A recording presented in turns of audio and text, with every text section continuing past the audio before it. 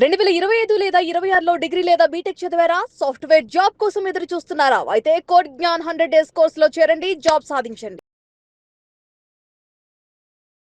నమస్తే ప్రసన్న గారు. నమస్తే. ప్రతి ఆడపిల్ల టీన్స్ నుంచి ఎప్పుడైతే కొంచెం 20s దాటి వెళ్ళిపోతూ ఉంటుంటారో మ్యారేజ్ సంబంధాలు ఏవైతే ఉంటూ ఉంటాయో చూస్తూ ఉంటారు. బట్ ఎక్కడో ఆ కమ్యూనికేషన్ ఉండదు పేరెంట్స్కి అండ్ పిల్లలకి మధ్య. ఎస్పెషల్లీ తండ్రి కొన్ని ఎక్స్పెక్ట్ చేస్తూ ఉంటారు, పెళ్ళి బాగా చేయాలని, ఇలా జరగాలని, ఈ ఇంటికి ఇవ్వాలని, ఇలాంటివివో ఉంటుంటాయి. బట్ ఆడపిల్లకి కొన్ని ఉంటుంటాయి. ఆ మ్యారేజ్ ఆ సిచ్యుయేషన్ ఏదైతే ఉంటూ ఉంటుందో, ఆ పరిస్థితులు ఎప్పుడైతే వస్తూ ఉంటుంటాయో ప్రతి ఆడపిల్ల తండ్రితో ఏ విషయాలు కూర్చొని క్లియర్గా మాట్లాడాలి అంటారు? ఒకప్పుడు పెళ్ళి అనగానే పిల్లల ఇన్వాల్వ్మెంట్ పెద్దగా ఉండేది కాదు. అంతా కూడా పేరెంట్సే మాట్లాడి చూసుకొని పెళ్లి కొడుకు ఊరు ఏదైతే ఉందో ఆ ఊరు నుంచి ఎవరైనా తెలిసిన వాళ్ళు ఉంటే వాళ్ళని ఎంక్వైరీ చేసుకుని అబ్బాయి ఎలాంటి వాడు, పేరెంట్స్ ఎలాంటి వాళ్ళు, ఫ్యామిలీ ఎలాంటిదని వాళ్ళకి ఎంత ఇన్ఫర్మేషన్ కావాలో మ్యాక్సిమం గ్యాదర్ చేసేవారు, పెళ్లి చేసేవారు. కానీ ఇప్పుడు ఒకళ్ళ గురించి ఒకళ్ళు పెళ్ళికి ముందు తెలుసుకునే అవకాశం చాలా ఎక్కువగా ఉంది. ఈ అబ్బాయి అనుకుంటున్నాము అనుకుంటే చాలు వెంటనే ఇంకా వాళ్ళ సోషల్ మీడియా అకౌంట్స్ చెక్ చేయడము, దానిలో వాళ్ళ పర్సనాలిటీ గురించి మ్యాక్సిమం తెలుస్తుంది. వాళ్ళు ఎలాంటి వాళ్ళు, అసలు ఎలా ఉంటారు అనేది ఆ ఛాన్స్ ఉంది. అండ్ ఇప్పుడు పెళ్లి సంబంధం ఎప్పుడైతే అనుకుంటున్నామో పెళ్లి చూపు లైన్ దగ్గర నుంచి పెళ్లి వరకు మినిమం 2 months గ్యాప్ అయితే ఉంటుంది కదా. ఈ గ్యాప్లో ఖచ్చితంగా నెంబర్స్ ఎక్స్చేంజ్ చేసుకోవడం అది కూడా జరుగుతుంది. అంటే అవతల వాళ్ళ గురించి ఇంకొంచెం డీప్గా తెలుసుకునే అవకాశం ఉంది. కానీ అమ్మాయిలు ఇప్పుడు ఏం చేస్తున్నారంటే అవతల పర్సనాలిటీని అర్థం చేసుకోవడానికి మనం ఆ టైంని పెట్టుకోవాలి. పేట్ల మీద ఆగిపోయిన పెళ్ళిళ్ళే చాలా ఉన్నాయి. ఎంగేజ్మెంట్ బ్రేక్ చేసుకుంటే వచ్చిన నష్టం ఏం లేదు, జరిగే దారుణాలను ఇంకా ఆపచ్చు. కానీ ఇప్పుడు అమ్మాయిలు వేటి మీద ఫోకస్ చేస్తున్నారు అంటే పెళ్ళికి ఏ కైండ్ ఆఫ్ కాస్ట్యూమ్స్ వేసుకోవాలి, హల్దీకి ఏం వేసుకోవాలి, ఏ కాస్ట్యూమ్ మీదకి ఎలాంటి హెయిర్ స్టైల్ వేసుకోవాలి, ఎలాంటి డెస్టినేషన్ వెడ్డింగ్ అయితే బాగుంటుంది, ప్రీ వెడ్డింగ్ షూట్ ఎక్కడ, పోస్ట్ వెడ్డింగ్ షూట్ ఎక్కడ అని చెప్పేసి ఇలాంటి వాటి మీద ఎక్కువ ఫోకస్ చేస్తున్నారు.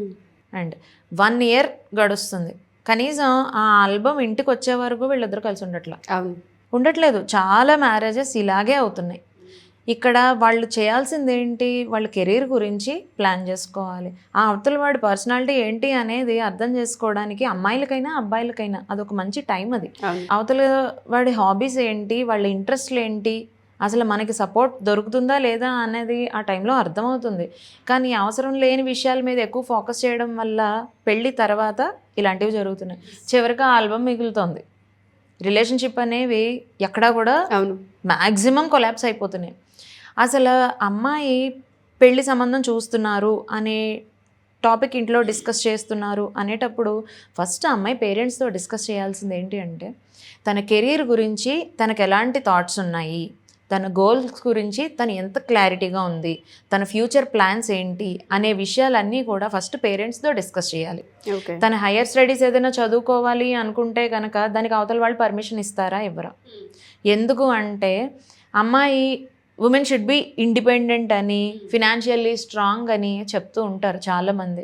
కానీ అంత కాన్ఫిడెంట్గా ఇండిపెండెంట్గా ఉండే అమ్మాయి మన ఇంట్లో తిరుగుతుంటే మనకు నచ్చదు. చాలా ఫ్యామిలీస్ ఇలాగే ఆలోచిస్తాయి.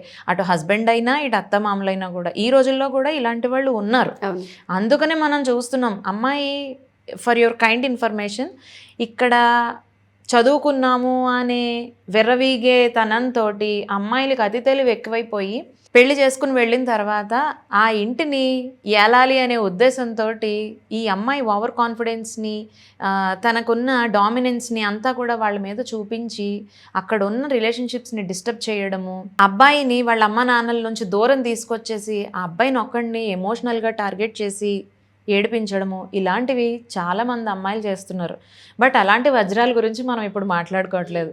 మనం ఎవరి గురించి డిస్కస్ చేస్తున్నాము అంటే కెరీర్ గురించి మంచి ప్లానింగ్స్ ఉండి తన ఫ్యూచర్ని ఇలా డిజైన్ చేసుకోవాలి అనే థాట్స్ ఉన్న అమ్మాయి ఇవేమీ కూడా పెళ్లికి ముందు డిస్కస్ చేయకపోవడం వల్ల పెళ్లి తర్వాత తను అనుకున్న లైఫ్ ఉండట్లేదు. అలా డిప్రెషన్లోకి వెళ్ళి లైఫ్ని కోల్పోయిన అమ్మాయిలు చాలామంది ఉన్నారు. ఇటు పేరెంట్స్కి చెప్పుకోలేక, అటు ఫ్యామిలీని లీడ్ చేయలేక, ఆ రెస్పాన్సిబిలిటీస్ తీసుకోలేక నలిగిపోయిన అమ్మాయిలు, సూసైడ్ చేసుకున్న అమ్మాయిలు చాలామంది ఉన్నారు. అలాంటి వాళ్ళని ఉద్దేశించుకుని మనం మాట్లాడుతున్నాం. మాట్లాడుతున్నాం. ఇలాంటి డిస్కషన్స్ అనేవి పెళ్లికి ముందే పేరెంట్స్కి మనం క్లారిటీగా క్లియర్గా చెప్తే చెప్పాలి. అప్పుడు అవతల వాళ్ళు దానికి సపోర్ట్ చేస్తారా లేదా అనేది తెలుస్తుంది. అందరి ఇళ్లల్లోనూ ఒకలా ఉండరు కదా. అమ్మాయి ఇండిపెండెంట్గా ఉండాలి, తను కూడా ఎర్న్ చేయాలి, వాళ్ళిద్దరూ కూడా కలిసి మంచి ఫినాన్షియల్ ప్లానింగ్ అనేది చేసుకోవాలి అనే పేరెంట్స్ ఉన్నారు. ఎట్ ద సేమ్ టైం అవసరమా అమ్మాయికి ఏదో చిన్న జాబ్ చేసుకుని 10,000 20,000 తెచ్చుకుంటే సరిపోదా, ఇప్పుడు ఈమె ఓన్గా ఒక స్టార్టప్ పెట్టాలా అనుకునే అత్తమామలు కూడా ఉన్నారు. అక్కడ ఏం జరుగుతుందంటే కొడుకుని డామినేట్ చేస్తుందేమో అని భయం వాళ్ళకి. సో ఇలాంటివన్నీ కూడా పెళ్ళికి ముందు పేరెంట్స్కి చెప్తే వాళ్ళు తనకి తగ్గ సంబంధమే వెతుకుతారు. ముందు ఏమీ డిస్కస్ చేయకుండా నాకు ఇష్టమే, మీరేం చూసినా ఇష్టమే అని చేసుకోవడము, తెలుసుకునే టైంలో అదంతా వేస్ట్ చేసి వేరే వాటి మీద అవసరం లేని వాటి మీద ఈ టైంని అంతా ఇన్వెస్ట్ చేసి లైఫ్ తర్వాత పాడైపోయింది అని అడగడం ఎక్కువ ఇవే చూస్తున్నాం. ఎప్పుడైతే ఇవి చెప్తామో ఈ ఫ్యూచర్ కాన్సిక్వెన్సెస్ ఏముంటాయో అవి బెటర్గా ఉంటాయి ఇలాంటివి లేకుండా. అండ్ ఇవన్నీ ఒప్పుకుంటేనే ముందుకు వెళ్ళాలి. ఇక్కడ ఇంకో కేసు కూడా జరుగుతోంది. అన్నిటికీ ఒప్పుకుంటున్నారండి, ముందు బాగానే ఉంది, ఉద్యోగం చేయొచ్చు అన్నారు, ఆ అమ్మాయి కొంచెం ఫినాన్షియల్ ఫ్రీడమ్ కూడా అమ్మాయికి ఉందన్నారు, తర్వాత మొత్తం రిస్ట్రిక్ట్ చేసేసారు అనుకో, అప్పుడు లీగల్గా ప్రొసీడ్ అవ్వచ్చు, దానికి వేరేగా ఉంటాయి. కానీ ముందు ఎప్పుడైతే మనం క్లారిటీ లేకుండా దిగకూడదు, క్లారిటీ ఉండి దిగితే మనము అప్పుడు మనకి ప్రెషర్ తక్కువ ఉంటుంది, సిచ్యువేషన్ని హ్యాండిల్ చేయడం ఈజీ అవుతుంది, ప్రశాంతంగా ఉంటుంది లైఫ్. ఫస్ట్ అవన్నీ కోర్టులు గొడవలు ఈ కేసులు అవన్నీ తర్వాత, ఫస్ట్ అయితే ఈ క్లారిటీ ఉండాలి. అండ్ పెళ్లి చూపుల్లో కూర్చున్నప్పుడు అబ్బాయి అమ్మాయిని ఏ ఉద్దేశంతో చూస్తున్నాడు అనేది చుట్టుపక్కల వాళ్ళ కంటే కూడా అమ్మాయికి క్లియర్గా అర్థమవుతుంది. సో అమ్మాయిలు ఈ విషయాలు మిస్ అవుతారు కొంతమంది. ఎంతసేపు మనం ఎలా రెడీ అయ్యాము, ఎలా కూర్చున్నాము, ఈ అవుటర్ అపీరియన్సే చూస్తారు తప్ప వాళ్ళ థాట్ ప్రాసెస్ మైండ్ సెట్ ఎలా ఉంది అనేది చాలా మంది ఆలోచించరు. బట్ ఈ రోజుల్లో ఆ ఫెసిలిటీ ఉంది, మాట్లాడుకుని ఆ చాయిస్ ఇస్తున్నారు, మీరు ఏమైనా మాట్లాడుకోవాలా ఒక 10 minutes అని, అప్పుడు కూడా గెస్ చేయొచ్చు. ఇంకా చెప్పాలి అంటే 2 months చాలా క్లోజ్గా ట్రావెల్ అవుతున్నారు కూడా, అంటే వాడుకుని వదిలేయడం అనే యాంగిల్ కూడా ఉంది. బట్ ఇక్కడ కానీ మనం ఫస్ట్ మన రిక్వైర్మెంట్స్ ఏంటి, మనం పెళ్లి చేసుకుంటే ఇవన్నీ ఫుల్ఫిల్ అవుతాయా, అసలు ఫ్యూచర్ ప్లాన్ ఏంటి మంది, అసలు నా ఇష్టాలు అబ్బాయికి నచ్చుతాయా, నా హాబీస్ నచ్చుతాయా, ఇవన్నీ నచ్చితేనే ముందుకు వెళ్ళండి దయచేసి. అబ్బాయిల్లో కూడా ఉంటుంది ఇది, అబ్బాయిలకు ఉన్న హాబీస్ ఇంట్రెస్ట్లు చాలామంది అమ్మాయిలు పెళ్ళైన తర్వాత మార్చుకోమని ప్రెషర్ చేస్తూ ఉంటారు. అలా డిప్రెషన్లోకి వెళ్ళిన అబ్బాయిలు కూడా ఉన్నారు. కానీ అవి ఎవరు చెప్పినా వినదు, సొసైటీ వినదు కదా, అవన్నీ అమ్మాయి సైడ్ నుంచి ఆలోచిస్తుంది. బట్ ఇక్కడ మనం మాట్లాడుకునేది అమ్మాయి సైడ్ నుంచి. సో ఎప్పుడైతే అమ్మాయి ఇవన్నీ ఆలోచించుకుని ముందుకు వెళ్తుందో తన ఫ్యూచర్ బాగుంటుంది, తన ఫ్యామిలీ బాగుంటుంది. అండ్ ఇక్కడ ఇప్పుడు నీ ఇష్టాలని అర్థం చేసుకోవట్లేదు, నీ హాబీస్ని ఇష్టపడట్లేదు, నీ ఇష్టాలకి అటు నుంచి వాల్యూ ఇవ్వట్లేదు అన్నప్పుడు నీ ఫ్యూచర్ రెస్పాన్సిబిలిటీ ఎలా తీసుకోగలుగుతాడు అబ్బాయి? అన్నీ బాగుంటాయి, అన్నీ మారుతాయి, తర్వాత అన్నీ చేంజ్ అవుతాయి అనుకుంటారు. అలా ఏముండదు. ఇప్పుడు ఆ ఫ్రీడమ్ ఉంది. పెళ్ళికి ముందు ఆ 2 months గ్యాప్ ఏదైతే ఉందో అవతల వాళ్ళ మైండ్ సెట్ని రీడ్ చేసి నీ మనస్తత్వం తను అర్థం చేసుకుంటాడు, నీ ఎమోషన్స్కి వాల్యూ ఇస్తాడు అనుకునే ఆప్షన్ ఇప్పుడు ఉంది. ఇవన్నీ కూడా చూసుకుని దయచేసి ముందుకు వెళ్ళండి. ముందు ఇవన్నీ పేరెంట్స్తో డిస్కస్ చేస్తే వాళ్ళు క్లారిటీతో ముందుకు వెళ్తారు. మీకు తగ్గ సంబంధము, మీ పర్సనాలిటీకి తగ్గ సంబంధమే తీసుకొస్తారు. బలవంతంగా దయచేసి ఆడపిల్లలకి పెళ్ళయ్యాక అన్నీ అవే సర్దుకుంటాయి అని చెప్పి చాలామంది పేరెంట్స్ తప్పు చేస్తున్నారు. అమ్మాయి అక్కడికి వెళ్ళిన తర్వాత సిచ్యువేషన్స్ని హ్యాండిల్ చేయలేక, ఎవరికి చెప్పుకోలేక సూసైడ్ చేసుకుంటుంది. అప్పుడు ఇంకా అవతల వాళ్ళ మీద పడి మీరు మా అమ్మాయిని ఇది చేశారు అనేది కంటే కూడా ఫస్ట్ అమ్మాయిని కూర్చోబెట్టి మాట్లాడండి. అక్కడ ఏది ఉన్నా క్లియర్గా చెప్పండి. ఈ కాన్వర్జేషన్స్ ఎప్పుడైతే నడుస్తాయో పిల్లలకి పేరెంట్స్కి కూడా ఒక క్లారిటీ ఉంటుంది. ఎస్.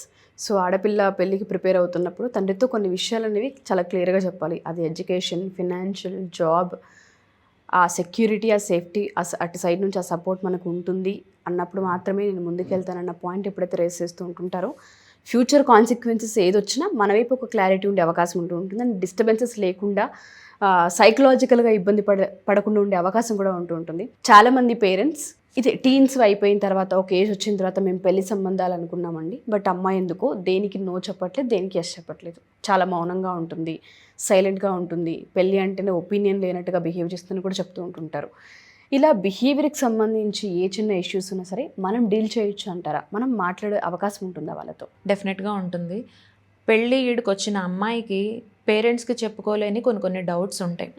ఫ్యూచర్ లైఫ్ ఎలా ఉండాలి అనుకుంటున్నారు, తన పార్ట్నర్ ఎలా ఉండాలి అనుకుంటున్నారు అనేది అవి అందరూ కూడా అమ్మాయిలు ఓపెన్గా చెప్పలేరు. సో అలాంటి వాళ్ళకి మనం గైడ్ చేస్తాము. అండ్ ఇంట్రెస్టింగ్ థింగ్ ఒకటి నేను చెప్తాను ఇక్కడ. లాస్ట్ ఫిబ్రవరిలో అనుకుంటా ఒక 24 years అబ్బాయి కౌన్సిలింగ్ వచ్చాడు. ఆ అబ్బాయి ఆల్రెడీ లవ్ ఫెయిల్యూర్. బట్ తను మన దగ్గరకు వచ్చిన కన్సర్న్ ఏంటి అంటే, మేడం నేను లవ్ ఫెయిల్యూర్ని, కానీ నేను మళ్ళీ లవ్ చేయాలి, రిలేషన్షిప్లోకి వెళ్ళాలి అనుకోవట్లేదు. మా పేరెంట్స్ చూసిన అమ్మాయినే నేను పెళ్లి చేసుకుంటాను, కానీ నాకు ఒక 1 month గైడెన్స్ కావాలి. దేని గురించి అంటే, ఒక రిలేషన్షిప్ని నిలబెట్టుకోవడానికి ఒక మెన్గా నేను ఎన్ని ఎఫర్ట్స్ పెట్టాలి, అండ్ ఒక అమ్మాయి హస్బెండ్ నుంచి ఆర్ తన లైఫ్ పార్ట్నర్ నుంచి ఏం ఎక్స్పెక్ట్ చేస్తుంది, తను ఎలా ఆలోచిస్తుంది అనే విషయాల గురించి గైడెన్స్కి వచ్చాడు. Very impressive. నాకైతే చాలా నచ్చింది ఆ విషయం. ఒక క్లారిటీతో ముందుకు వెళ్ళడం అనేదే కదా ఇప్పుడు కావాల్సింది. చాలా మందికి ఇది లేకే పెళ్ళి అయిన తర్వాత కొట్టుకు చావడం. ఈ మధ్యలో ఈ సంవత్సరంన్నర గ్యాప్లో పిల్లలు ఉన్నారనుకోండి, ఇంకా అది ఎప్పటికీ తెగవు. ఆ పిల్లల్ని ఏం చెయ్యాలి, వీళ్ళ దారిని వీళ్ళు చూసుకుంటారు. ఆ పిల్లల పరిస్థితి ఏంటి? ఆల్రెడీ ఇద్దరు పేరెంటింగ్లోనే పిల్లలు చాలా బిహేవియరల్ ఇష్యూస్, డెవలప్మెంటల్ ఇష్యూస్ చూస్తున్నాం. అసలు ఇలాంటి పిల్లల పరిస్థితి ఏంటి? వాళ్ళు సైకలాజికల్గా ఎలా గ్రో అవుతారు అసలు ప్రాపర్ పేరెంటింగ్ లేకుండా? సో ఆ అబ్బాయి వచ్చిన అప్రోచ్ నాకు చాలా నచ్చింది. 1 month గైడెన్స్ తీసుకున్నాడు, ఇప్పుడు హ్యాపీగా పెళ్లి చేసుకుంటున్నాడు. సో బాగుంది. ఇలాంటి సర్వీసెస్ కూడా మనం ప్రొవైడ్ చేస్తాము అమ్మాయిలకి ఆర్ అబ్బాయిలకి ఎవరికైనా. సో వీటి గురించి కూడా మనల్ని అప్రోచ్ అవ్వచ్చు. Sure ma'am. Thank you ma'am. Thank you so much. Thank you.